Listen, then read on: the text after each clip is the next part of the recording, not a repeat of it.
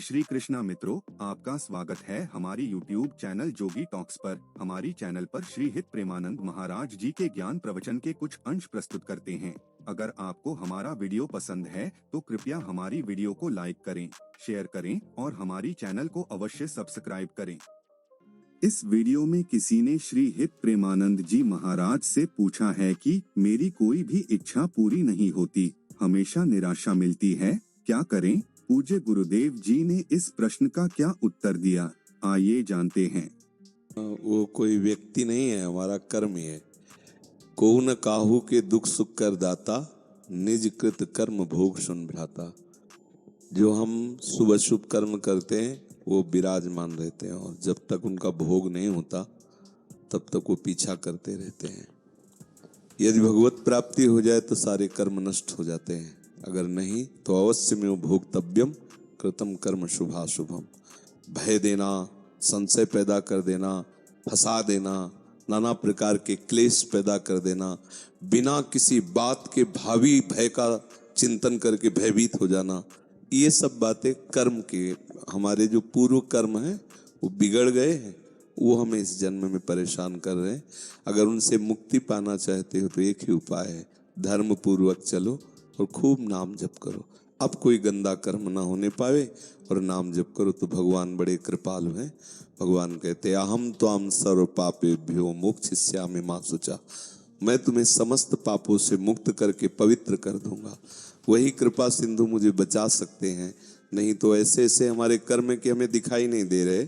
जैसे गुप्त रूप से दुश्मन लगा हो और उसके हम निशाने में हो और हमें पता ना हो, ऐसे ही हम बिल्कुल हैं। कर्म हमको अपने निशाने में लिए, बोले अभी तो बहुत अच्छे हंस खेल के गए और ऐसा हो गया, वो तो पहले से ही तैयारी कर्म की, आओ हम तुम्हें देखते हैं।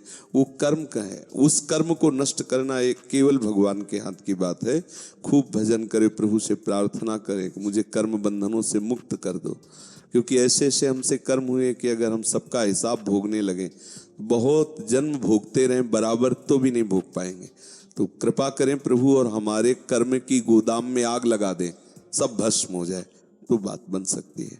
और ये सब मानना कि कोई हमारे पीछे कुछ लगा दिया है, कुछ ऊपरी चक्कर और भीतरी चक्कर, ये सब बेवकूफ़ी है, इसमें कोई महत्व नहीं है, ये सब अज्ञान की बातें हैं। खास बातें हैं, अगर हमारा कर्म हमको दंड देना तो अभी भूत बन के लग जाएगा।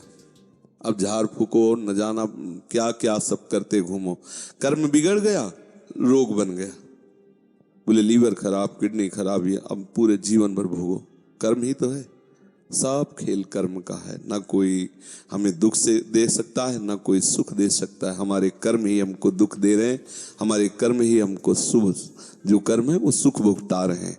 तो इस दुख सुख से, ये यहाँ का सुख भी दुख रूप ही है। जैसे जेल में कोई बंद हो और उत्सव मना रहा हो, तो उसका, अब उसके फांसी की सजा, उत्सव मना रहा हो, क्या उत्सव उसका?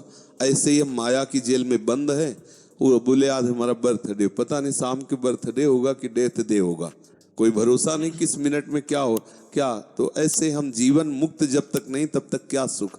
इसलिए बच्चा, कम से कम इतने भाग्य तो तुम्हारे प्रबल हुए कि तुम अपने अंतर की दशा को देख पा रहे हो, अंतर्मुखी हो। बस एकमात्र प्रभु की शरण में होकर उनका नाम जप करो। अब कोई गलती ना होने पावे तो अबलो नशानी अबना नशई हो, ये दृढ़ नियम ले लो। तो प्रभु बहुत कृपालु हैं, बहुत, मतलब आप सोच नहीं सकते हो कितने कृपालु हैं। वो सब माफ कर देंगे और वो मालिक हैं, वो ईश्वर हैं।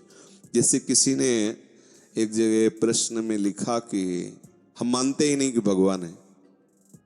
तुम मानते इसलिए नहीं हो कि अज्ञानी हो, बिना बाप के तुम थोड़ी पैदा हो गए, पिता तो है ही ना। अच्छा, तुम्हारे ना मानने से ऐसा तो नहीं, हम नहीं मानते कि हमारा कोई बाप है, तो तुम्हारी बात मानने थोड़ी होगी। कृति है तो कोई रचने वाला है, कृति माने रचना, इसे प्रकृति कहते हैं। तो बोले सब प्रकृति से है, तो प्रकृति एक रचना है, इस सृष्टि भगवान की एक रचना है, तो इसको रचने वाला भी कोई है। अगर रचना है, मान लो चित्र है तो चित्रकार भी है ना, तो सृष्टि रूपी रचना है तो इसका रचने वाला भी है।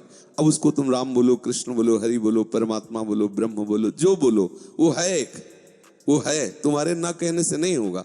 है मान लोगे तो तुम्हारा मार्ग मंगलमय हो जाएगा। और नहीं मान लोगे तो नास्तिकता में भोगना तो पड़ेगा ही। आप बोलो हम नहीं मानते कोई जेल वेल सजा है, तो बुरे कर्म में जब फंसोगे तब अपने आप अनुभव में आ जाएगा कि कोई जेल है, कोई दंड है, विधान है, कोई सजा है। तो इसलिए नाम जप करो। और हो सके संस्कृत पढ़े हो, संस्कृत पढ़ सकते हो तो श्रीमद् भागवत है ना, उसका भले एक अध्याय संस्कृत से पढ़ो लेकिन उसको पढ़ो। तो श्रीमद् भागवत बहुत जल्दी सारे अशुभ कर्मों को नष्ट कर देती है। धुंधकारी प्रेत बना हुआ है 7 दिन में, और कोई साधना नहीं, केवल सुना तो 7 दिन में उसे हरि रूप प्राप्त हुआ और भगवत पार्षदों के साथ विमान पर आरूढ़ होकर सीधे भगवान के धाम को गया। 7 दिन में, बहुत कम समय में भगवत प्राप्ति कराने वाला परम महामोदमय साधन श्रीमद् भागवत है। तो जो हिंदी है वो अर्थ है समझने के लिए, लेकिन मूल जो है वो मंत्र है श्रीमद् भागवत के, जो संस्कृत में लिखे ना।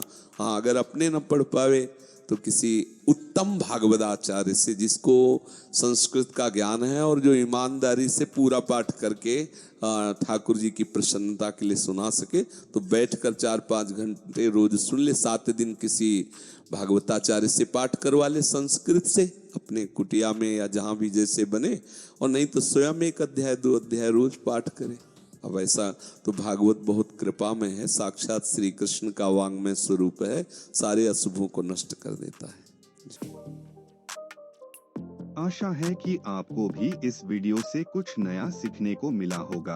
अगर आपको हमारा यह वीडियो पसंद है तो लाइक करें, शेयर करें, कमेंट करें और हमारी चैनल को अवश्य सब्सक्राइब करें। जय श्री कृष्णा, राधे राधे।